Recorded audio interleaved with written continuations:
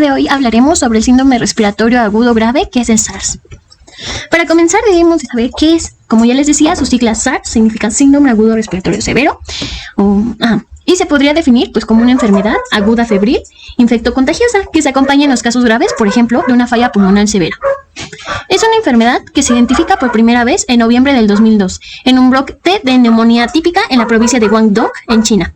El 12 de marzo del 2003, la Organización Mundial de la Salud emite una alerta mundial ante la presencia de una enfermedad en varios países del sudeste asiático. El día 15 de marzo, ante la aparición de estos casos fuera del foco inicial de alerta, fue ampliado hacia nivel mundial y se dieron las primeras recomendaciones para viajeros. El día 16 de abril, la OMS confirmó la identificación del agente causal de esta enfermedad y se consideró como un nuevo virus de la familia de coronavirus que nunca había sido identificado anteriormente en humanos. Se caracteriza este cuadro por una fiebre elevada, tos seca, disnea y frecuente de infiltrados pulmonares e hipoxemia. La transmisión es por contacto cercano con un enfermo o con sus materiales biológicos, a través del aire y también por las secreciones de las vías respiratorias de los enfermos. Ok, vamos a hablar de fisiopatología de SARS. Espérenme. El SARS es provocado por una cascada de eventos inflamatorios debido a la respuesta del organismo, lo cual provoca una reacción inflamatoria. Esta cascada inflamatoria aguda grave se ha dividido en 3 fases: fase de iniciación, fase de amplificación y fase de lesión. Vamos con la primera fase, que es la de iniciación. Es cuando los linfocitos T y los macrófagos están estimulados y activan a los neutrófilos, los cuales migran al intersticio, como lo podemos ver aquí. Después del intersticio se van hacia el lumen alveolar, pasando a través de la membrana basal, y liberan factores inflamatorios como el factor de necrosis tumoral para los amigos TNF-alfa, o citocinas, como una de ellas es interleucina 1. Vamos con la fase 2. Esta se le llama amplificación, que es cuando los neutrófilos activados con los linfocitos T y también B presentan los alvéolos y también por la interleucina 8 de los monocitos y liberan el factor de gran plaquetario, que es PAT. Y hay una autoactivación en el reclutamiento de otros neutrófilos por los mismos factores quimiotácticos. Vamos con la fase 3. Fase 3 es de la lesión. Esta comienza el daño oxidativo provocando por radicales libres y se degrada el líquido surfactante debido a que también hay acción de proteasas producidas por los neutrófilos activados. En esta fase aumenta la tensión superficial que favorece el colapso pulmonar. Alveolar, perdóneme, y aletáceas. Posteriormente, los mediadores de la inflamación van más allá del órgano originario y pueden extender el daño a otros órganos blancos, llegando finalmente a un fallo multiorgánico y la muerte. Vamos ahora de cómo es de la patogenia, después de la fisiopatología de las 3 primeras fases. Les dije que la primera fase era la iniciación, entonces la enzima convertida de angiotensina 2, que es AC2, y CD219 ligando, que es de zinc, son receptores funcionales para el SARS. La infección de SARS da como resultado la regulación de la baja AC2 y la patogenia pulmonar subsiguiente. AC2 tiene un papel protector clave de la reacción pulmonar aguda, que varios sistemas de enzimas proteolíticas celulares también facilitan la entrada del virus de la célula.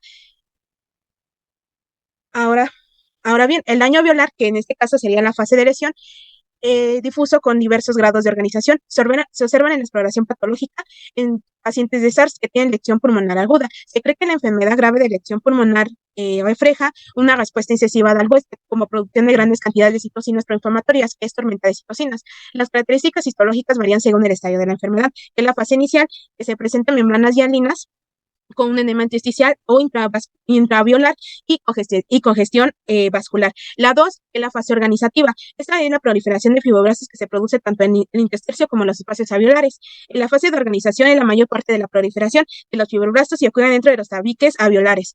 Mi compañero Fernando le van a hablar un poquito más de este tema. Fisiopatología. La patogenicidad de SARS radica principalmente en la gran cantidad de mecanismos que activa el cuerpo para erradicar la enfermedad, siendo estos los que causan sus síntomas y por consiguiente el daño al alterar el estado basal del cuerpo. A continuación, se explicará la cascada de eventos que suceden tras la infección. Número 1. Para empezar, debemos aclarar que, a pesar de que existen muchas maneras en las que el SARS puede dañar al cuerpo por medio de nuestros mecanismos de defensa, no depende exclusivamente de ellos y puede causar daño pulmonar severo solamente por medio de su infección. 2. Desregulación de la citocina proinflamatoria angiotensina 2. 3. Alterar la autoinmunidad para promover la generación de anticuerpos que atacan al epitelio pulmonar y el endotelio. 4. La reacción de los interferones es insuficiente, por lo que permiten una infección directa. 5. Existe un exceso en la producción de citocinas y quimiosinas como MIP1 alfa, RANTES, IP10, IL1, IL6, IL8, TNF alfa, TGF-beta 1 y MCP1, causando un reclutamiento excesivo de células inmunitarias. Y 6. Por último, tenemos la infección de células inmunitarias, causando depresión de las mismas hacia otros órganos, facilitando la infección y por lo tanto el daño. La presencia de un cuadro clínico de neumonía y con el antecedente de estancia en los 10 días anteriores en un área de riesgo, China, Hong Kong, Vietnam, Singapur, Toronto, o del contacto con un paciente infectado son los datos que sugieren el diagnóstico. Un caso probable es un caso sospechoso con hallazgos radiológicos compatibles o autopsia que sugieran neumonía. La OMS clasifica como SARS confirmado por laboratorio a aquellos que estando en la categoría de caso probable no tenían todavía cambios radiológicos, pero sí un test positivo para el coronavirus responsable del SARS, ELISA, inmunofluorescencia, PCR, muestra sanguínea o de Sput. No existe un tratamiento específico para esta enfermedad, pero se han utilizado varios medicamentos, incluido corticosteroides y antivirales como ribavirina, y otros pueden ser autolimitados. Los casos graves requieren hospitalización y no existe vacuna. La prevención es de suma importancia, como reducir el contacto con pacientes con SARS, no viajar a lugares con brotes incontrolables, la higiene de las manos, que es muy importante, cubrirse la boca y la nariz al estornudar o toser, no compartir alimentos, bebidas ni utensilios, y la alimentación y estilo de vida adecuados disminuyen el riesgo de contraer dicha enfermedad. Los CDC no recomiendan el uso de mascarillas y se debe poner más atención en factor de riesgo predisponentes. Les dejamos nuestra bibliografía y por último les damos las gracias por ver este seminario.